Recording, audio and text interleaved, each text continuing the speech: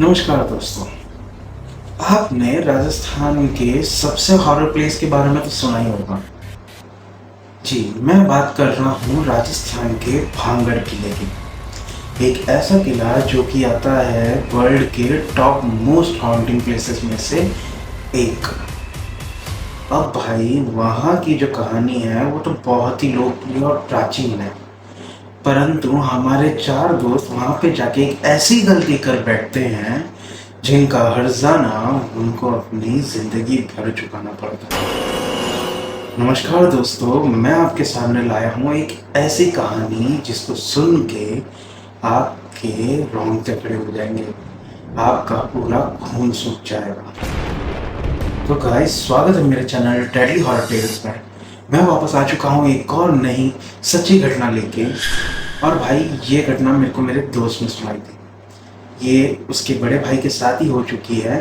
तो गाइस आइए देखते हैं कि हमारे दोस्त, जो कि मेरा दोस्त है राजेश, उसके बड़े भाई पंकज ने क्या फेस किया था। पंकज जो कि है 28 साल के, वो अच्छी खासी जॉब करते हैं कॉर्पोरेट कंपनी में। 30 से 40,000 के बीच में उनकी सैलरी है, मंथली अच्छा कमा भी लेते हैं। उनका फैमिली बैकग्राउंड में आपको एक बार समझा दूँ तो उनके पापा और मम्मी दोनों ही बिजनेस में हैं, जॉइंट बिजनेस में, जो कि एक कपड़ों का बिजनेस है। और उनके दो भाई हैं, एक तो हमारे राजेश हो गए और एक सबसे छोटा जो उनका मतलब होते हैं 16-17 साल के ही हैं, उनका नाम है विक्की। अब भाई राजेश बताते हैं कि जब उनके भाई 28 साल के हुए थे तो उन्होंने घर पे से एक ट्रिप प्लान किया था। वो और उनके बाकी 3 दोस्त जाएंगे राजस्थान का टूर करने। अब भाई राजस्थान में वो बहुत सारी जगह जाते हैं, मेहंदीपुर बालाजी जाते हैं और नागपुरा जाते हैं, प्लस हमारे श्रीनाथ जी जाते हैं, खाटू श्याम जी विजिट करते हैं। ये सब जगह वो विजिट कर रहे थे। उन्होंने 3 दिन का प्लान किया था। उन्होंने कहा था कि 3 दिन का हम टूर करेंगे, 2 दिन हम वहाँ पे रेस्ट करेंगे और वापस आ जाएंगे।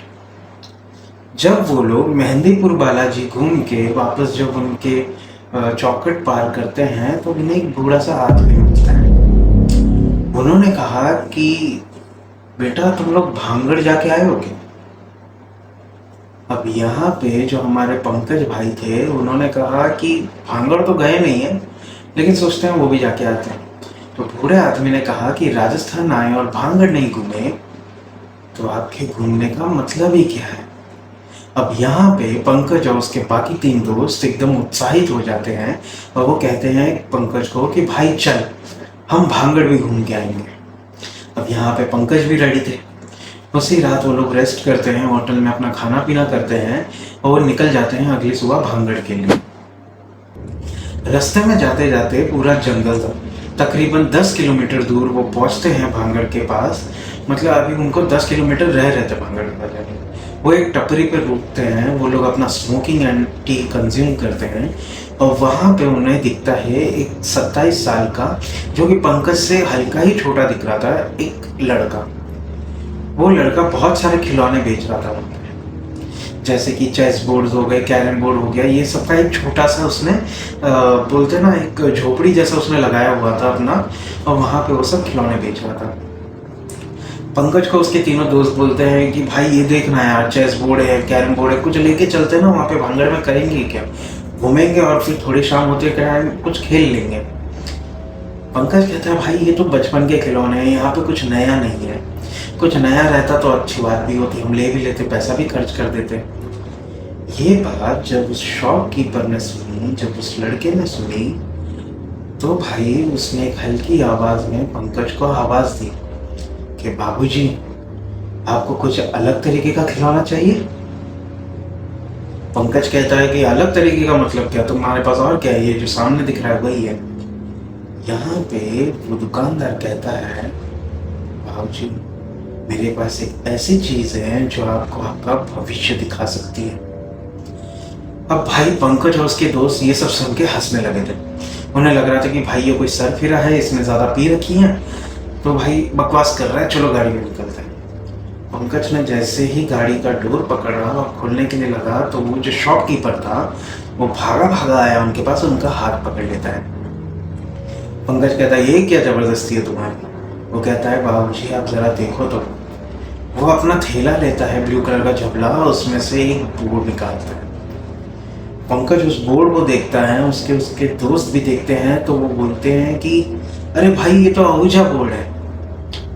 आहूजा बोर्ड आपको अगर नहीं पता हो तो मैं आपको बता दूं कि एक ऐसा गेम है, एक ऐसा बोर्ड है जिससे आप एंटिटीज से संपर्क कर सकते हो, जिससे आप मर चुके लोगों से बातें कर सकते हो।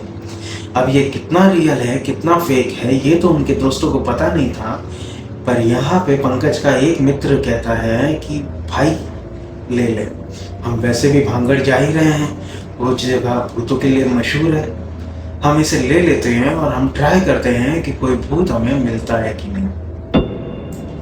अब भाई पंकज ने कहा शॉपकीपर को कि भाई ये कितने का है। वो कहता है कि भाई इसकी कीमत तो बहुत है, पर तुम दे देना मुझे 2000 रुपये। पंकज और उसके दोस्त हंस के कहते हैं कि इस लकड़ी के बोर्ड का हम 2000 रुपये दे तुझे, चल वे कुछ कम कर। वहां पे पंकज बार्गेनिंग करके वो बोर्ड ले लेता है 1500 रुपये का। अब भाई जब वो लोग बोर्ड लेके जब बैठते हैं गाड़ी में, तो यहाँ पे पंकज जब ड्राइव कर रहा था तो वो देखता है अपने राइट मिरर में कि पीछे वो आदमी जो जिन्होंने इसको बोर्ड दिया है वो एक क्रीपी सी स्माइल कर रहा है। पंकज हल्का सा गाड़ी स्लो करता है और फिर अपना जो कार का विंडो रहता है वो खोल के पीछे देखता है, तो भाई वो आदमी वहां पे दिखता ही नहीं। पंकज सोचता है कि चला गया होगा कहीं पे जाते हुए। अब यहाँ पे पंकज और उसके बाकी 3 दोस्त अपना सफर शुरू करते हैं। अब भाई इन्होंने कुछ किलोमीटर्स और पार किए और वो लोग पहुंच गए भांगड़ किले में। उन लोग ने अच्छे से अपना भांगड़ का विजिट किया, पूरा घूमे फिर अच्छे से। उन्होंने जगह जगह देखी, उन्होंने वो तांत्रिक की कुटिया भी देखी जो भांगड़ के किले पे पहाड़ पे ऊपर पे। उन्होंने बहुत सारा रानी की महल और रानी का कमरा सब वहाँ पे विजिट किया। अब भाई बारी थी वो आहूजा बोर्ड की, और यहाँ पे बारी आती है अपने मौत का सौदा करने की, जो कि पंकज ने पहले ही कर दिया था जब उसने वो बोर्ड वहाँ पे खरीदा था। अब भाई उनके तीनों दोस्तों में से एक को याद आता है कि अरे पंकज हमने वो बोर्ड लेके आए ना, वो भी तो निकाल। अब यहाँ पे टाइम हो चुका था 6:30 बजे का। लगभग भांगड़ जो किला है वो 6 बजे ही बंद हो जाता है, परंतु उस दिन शायद एक ही गार्ड भांगड़ के किले पे मेन डोर पे बैठा था, बाकी सारे गार्ड्स ने उस दिन अपना ड्यूटी ऑफ कर लिया था। वो एक गार्ड अपना पूरा राउंड अप मारता है, चेकअप मारता है, वहाँ पे उनको कोई दिखता नहीं, क्योंकि ये और इसके दोस्त लोग जहाँ पे वो तांत्रिक की कुटिया है उसके थोड़े ही नीचे एक और शेल सा बना हुआ है मिट्टी का, उस पे छुप जाते हैं। इन लोग को पता था कि अगर गार्ड ने देख लिया तो वो उसको बाहर भगा देंगे। वो लोग वहाँ पे छुप जाते हैं और ये लोग अपने साथ एक और गलती करते हैं कि यहाँ पे वो लोग अल्कोहल लेके आ जाते हैं भाई। अब वो लोग वहाँ से वापस निकलते हैं और एक अच्छी जगह देख के बैठ जाते हैं। वो लोग अपना बैग वैग बनाते हैं भांगड़ में ही, और भाई वो लोग पीने लगते हैं अपना अल्कोहल। अब यहाँ पे वो 3 दोस्त में से एक ने कहा कि चलो भाई ये आहूजा बोर्ड का खेला शुरू करते हैं। पर भाई जैसे ही उसने ये बोला ना, उसके आजू बाजू का पूरा मौसम ऐसे ठंडा हो गया जैसे कि भाई वहाँ पे सर्दियाँ आ गई हो। राजस्थान की सर्दी से तो सभी वाकिफ हो गए, क्योंकि वो अपना नॉर्थ में पड़ता है तो वहाँ पे सर्दी कुछ ज़्यादा ही होती है। परंतु वो लोग जिस टाइम पर गए थे वो था गर्मियों का मौसम भाई। अब गर्मियों में भी इतनी ठंड पड़ना नॉर्मल नहीं था। पंकज को कुछ तो अजीब लगता है, वो सोचता है कि उसके दिमाग का भ्रम है, वो लेता है अपना पैक और पैक मारने लग जाता है। अब हम लोग ने आहूजा बोर्ड को खोला और बाकी जो रिचुअल्स है वो लोग ने यूट्यूब पे देखे कि कैसे इस बोर्ड पे एंटिटी से बात किया जाता है। अब उन्होंने अपना खेल शुरू किया। उनके पास कैंडल्स तो थी नहीं, और भाई ये बेवकूफ़ों ने मिट्टी ली, मिट्टी के ऊपर सिगरेट रखी और सिगरेट को ही जला दिया। इनकी अक्ल तो वहाँ पे घास चरने गई थी। अब इन्होंने 5 सिगरेट वहाँ पे एक मिडल में और 4 बाकी साइड में जला दिए थे। परंतु भाई अब इनके साथ जो होने वाला था वो इन चारों ने अपनी जिंदगी में कभी सपने में भी नहीं देखा था। यहाँ पे पंकज कहता है कि भाई मैंने यूट्यूब से देख लिया है, सब सब देख लिया है कि कैसे इन पे से एंटिटीज को बुलाया जाता है। अब ये सब लोग दारू पी रहे थे और सबने अपनी उंगलियां रखी ओजा बोर्ड पे, और वहां पे एक रिंग जैसा भी कुछ था जो उन्होंने वहां पे रख दिया था। सबने अपनी उंगलियां रखी और पंकज ने कह दिया था कि कोई अपनी उंगली हटाएगा नहीं।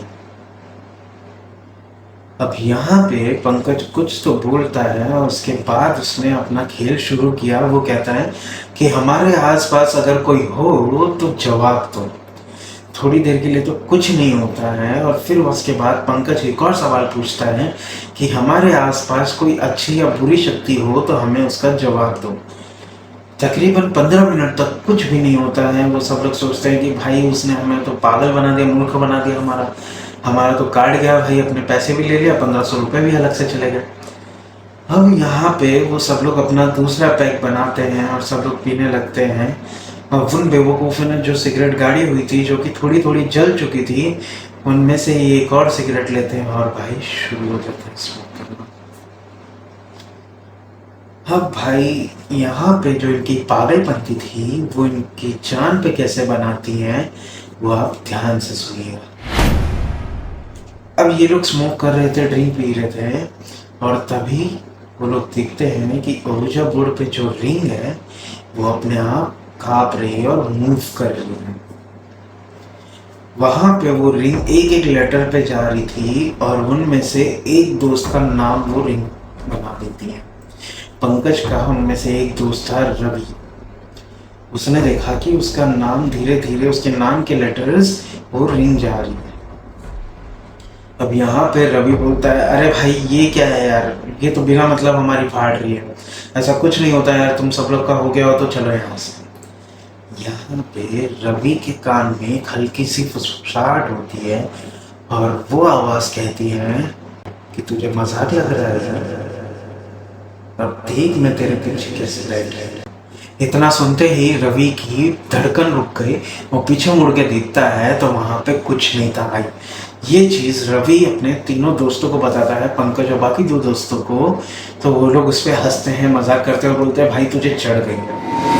रवि सोचता है कि उसको भ्रम हुआ है, परंतु जो उन चारों ने देखा कि रवि का नाम लेटर बाय लेटर उस रिंग ने बनाया है, तो इससे उनके मन में थोड़ी सी तो खनका थी। अब यहाँ पे क्या होता है कि वो लोग अपना पीना खाना सब कंप्लीट करते हैं, वो लोग बैग अपना पैक करते हैं, वो लोग निकलने लगते हैं। ये लोग जब चल रहे थे ना भाई, तो इनको फील होता है कि इन सबके कंधे पे ना इनके बैग का वजन कुछ ज़्यादा हो गया है। ये देखते हैं कि इनका बैग तो था ही नॉर्मल जब वो आए थे, परंतु इनका वजन कुछ हैवी सा हो गया है। कुछ ऐसा कि जैसे 10-12 किलो इन्होंने अपने कंधे पे उठा लिया हो। यहाँ पे पंकज कहता है रवि को कि भाई तुझे भी कुछ फील हो रहा है क्या, मेरे कंधे पे मेरे को वजन लग रहा है। तो यहाँ पे बाकी वो दोनों दोस्तों भी कहते हैं कि हाँ भाई वजन तो हमें भी लग रहा है, चलो छोड़ो, शायद हमें चढ़ गई है इसकी वजह से ये भी। अब यहाँ से जब वो चारों जन जा रहे थे तो अचानक एक और उनका दोस्त जिसका नाम प्रद्युम्न होता है वो ठोकर लगती है और वो गिरता है।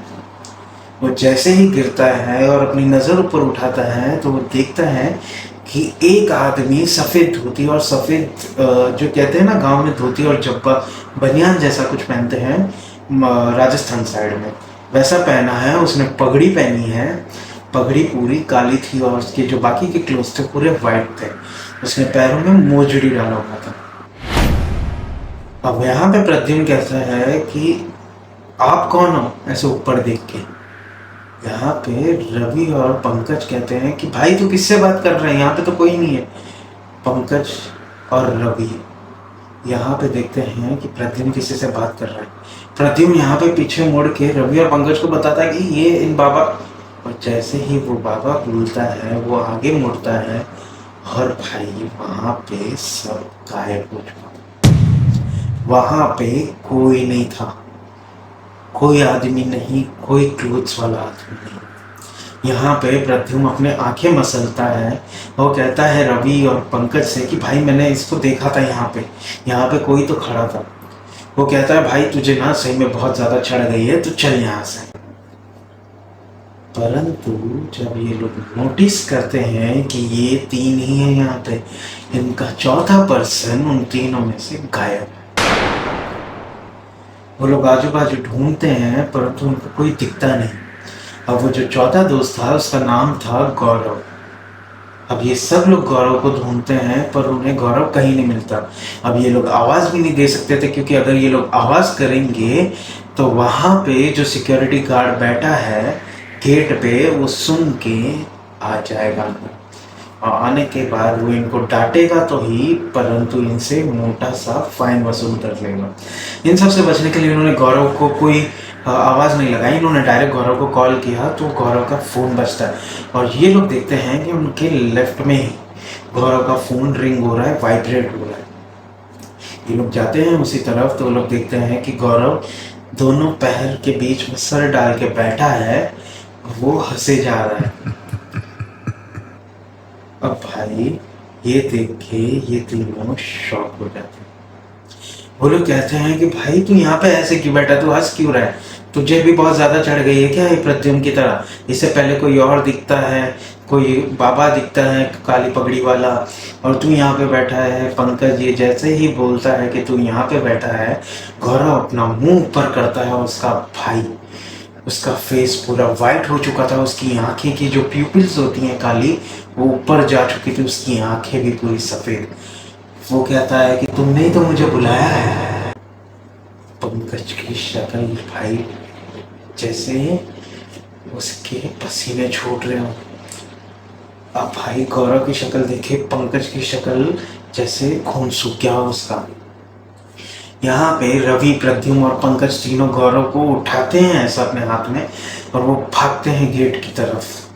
परंतु वो जब भाग रहे थे तो गौरव ने उन तीनों का ऐसे गला पकड़ा और कहा था कि तुमने मुझे बुलाया तो है, अब तुम मुझे भेजोगे नहीं क्या वापस, या मैं तुम्हें लेके चलूँ अपने साथ? इतना सुनते ही भाई वो तीनों की बैंड बज जाती है। यहाँ पे प्रद्युम्न को वापस से वो आदमी दिखता है अपने सामने और वो उसे मारवाड़ी में कुछ तो बोलता है।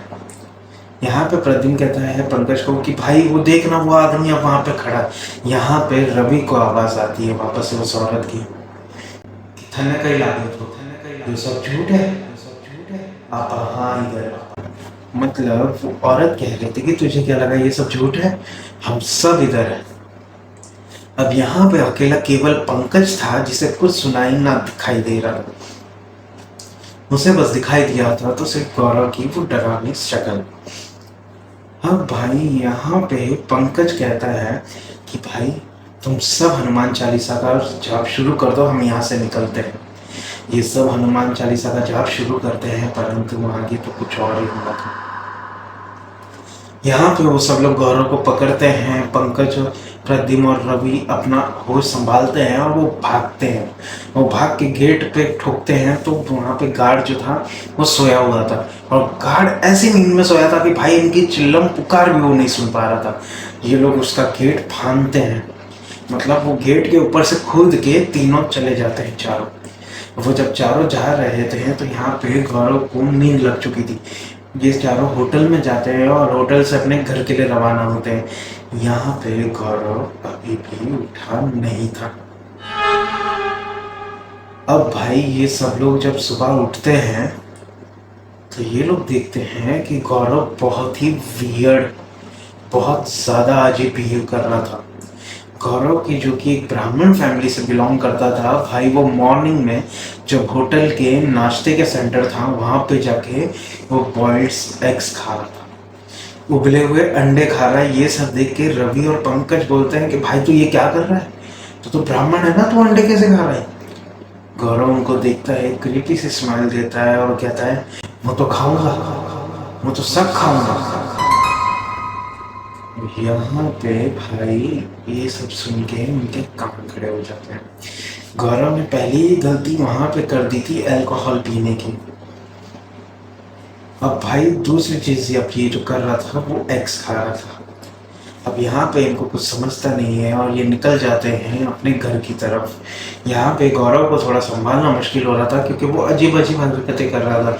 जब ये लोग गाड़ी में बैठे हैं तो कभी गाड़ी के बाहर ऐसे पूरा लटक जा रहा था, कभी कार का डोर बीच ही हाईवे में खोल दे रहा था, और कभी कभी तो ये जो पंकज ड्राइव कर रहा था उसका गला पकड़ के ऐसे खींच रहा था। ये सब हरकतें देख के उनको इतना तो पता चल गया था ना कि ये गौरव कुछ तो गड़बड़ है।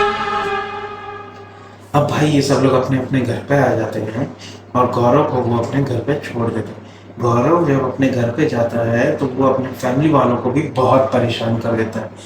अब यहाँ पे गौरव की फैमिली से पंकज को कॉल जाता है कि बेटा तुम लोग गए तो थे परंतु ये गौरव को क्या हो गया।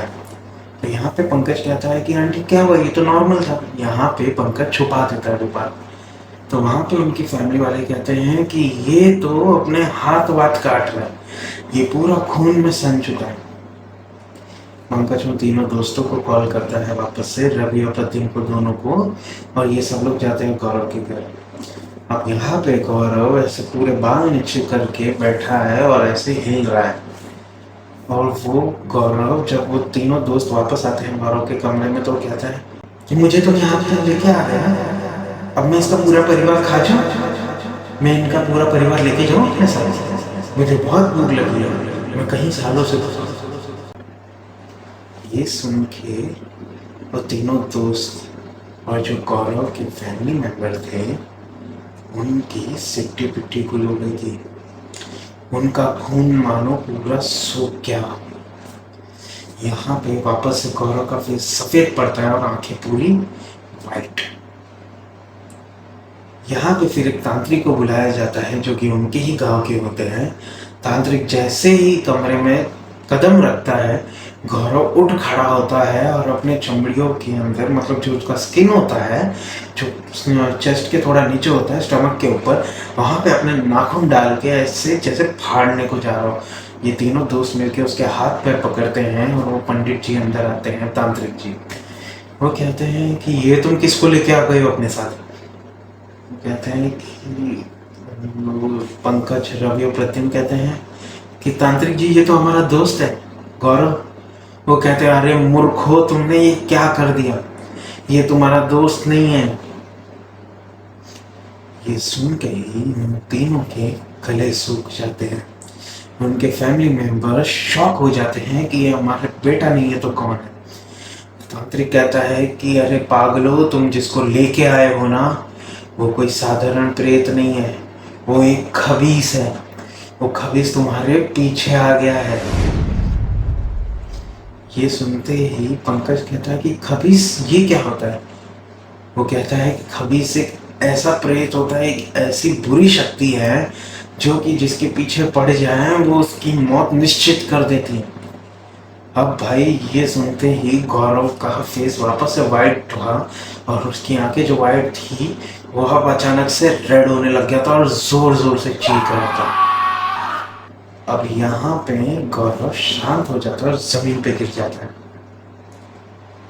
जैसे ही जमीन पे गिरता है तांत्रिक उसकी पल्स चेक करता है, उसके सर पे भभूति लगाता है और एक ऐसी न्यूज़ देता है जिसको सुन के वो तीनों दोस्त, उनके फैमिली मेंबर्स अब तक जिंदगी में उस न्यूज़ पे रोते हैं। तांत्रिक कहता है, वो जो पंडित होता है वो कहता है कि भाई इसने तो अपना दम तोड़ दिया। यहाँ पे ये सुन के सब लोग फूट फूट के रोने लगे थे। यहाँ पे तांत्रिक कहता है कि जिसको तुम अपने साथ लेके आए हो ना वो तुम्हारा दोस्त नहीं है, वो एक खबीस है और ये खबीस ने गौरव को वहीं मार दिया था। तुम लोग गौरव की आत्मा को तो वहीं छोड़ आए हो, तुम लोग खबीस को अपने घर ले आए हो। ये सुनते ही गौरव के जो पापा थे उनको एक स्ट्रोक आता है। अब भाई वो लोग अब जैसे जैसे ये सब ठीक करते हैं उनके पापा को ठीक किया जाता है, हॉस्पिटल लेके जाया जाता है और ये सब लोग अपने घर पे बताते हैं कि क्या क्या हुआ था। सब सुन के इनके फैमिली मेंबर्स इनको बहुत कूटते हैं, बहुत मारते हैं। गौरव के फैमिली मेंबर्स और उनके पापा लिटरली इनको डंडों से पीटते हैं। परंतु यहाँ पे जो पंकज के भाई थे वो हमें बताते हैं कि भाई जब गौरव भैया की अंतिम क्रिया करने वाले थे तो जो लकड़ियाँ उन पर डाल रहे थे, जब अंतिम संस्कार उनकी आखिरी चिता जलाने का टाइम आया था, तब भाई आग ही नहीं जल रही है। वहाँ पे वो लगातार लगाए जा रहे हैं। उन्होंने इनफैक्ट वो ऐसा कभी करते नहीं है, परंतु जब वहाँ पे उन्होंने थोड़ा सा राई का तेल डाला ताकि वो जल जाए, परंतु फिर भी उनकी बॉडी नहीं जल रही थी। अब भाई इतना सब होने के बाद वो तांत्रिक कहता है कि ये जलेगा नहीं, इसे वापस वहीं भांगड़ छोड़ाओ जहाँ से ये आया है। अब भाई ये सुन के उसके पापा की और हालत खराब हो जाती है। ये सब लोग जाते हैं भांगड़ उसको लेके। वहाँ पे देखते हैं कि गौरव में वापस हलचल होती है। ये हलचल देख के भाई इन सब के पसीने छूट जाते हैं। वो कहते हैं कि ये तो मर चुका है, तो फिर ये हिल कहाँ से रहा है? तो गौरव एक क्रीपी स्माइल देता है और कहता है कि मैं नहीं जाऊँगा, मैं तो वहाँ पे ही जाऊँगा जहाँ पर मुझे आया था।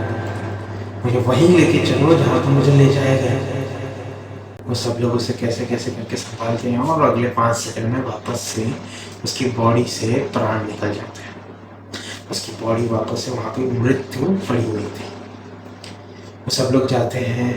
वो लोग के जो गेट पे चौकीदार था उनसे बहुत ज़्यादा रिक्वेस्ट करते हैं कि ऐसा ऐसा हो गया है। वो तांत्रिक समझाता है, वो भी गया था उनके साथ। अब भाई गार्ड मानता है, वो लोग लेके जाते हैं वापस से गौरव को वही जगह पे जहाँ पे वो बैठा हुआ मिला था। वो उसको वापस वही पोजीशन में बिठाते हैं और यहाँ पे तांत्रिक कहता है कि कोई भी पीछे मुड़ के वापस इसको नहीं देखेगा। अब भाई जब वो लोग आ रहे थे तो यहाँ पे गौरव के पापा बहुत ज़्यादा इमोशनली ब्रेक डाउन हो चुके थे। वो देखते हैं अपने बच्चे को वापस पीछे मुड़ के, तो उन्होंने जो देखा वो देख के उनकी पूरी आत्मा कांप गई। वो देखते हैं कि गौरव बहुत ही ज़्यादा लंबे हो चुके हैं और अचानक लंबे होते होते उनकी बॉडी पूरी ब्लास्ट सी हो जाती है। ये सब देख के उसके पापा वहीं बेहोश हो जाते हैं। उन्हें घर लाया जाता है, उनका इलाज किया जाता है और तकरीबन 2 दिन बाद उन्हें वापस होश आता है। तो भाई ये एक ऐसी कहानी थी जिसमें 4 दोस्तों ने एक ऐसी गड़बड़ कर दी थी, एक ऐसी जगह जाके जो कि पहले से ही मशहूर थी अपने काले कारनामों से। तो भाइयों, अगर आप कभी वापस ऐसी कोई जगह पे जाते हो तो गलती से भी कोई गलती ना करें, क्योंकि आपको नहीं पता कि आपकी एक गलती आपकी जान पे बना सकती है। तो दोस्तों, मैं विदा लेता हूँ वापस और लौटेंगे फिर ऐसी ही कहानी। हर हर महादेव।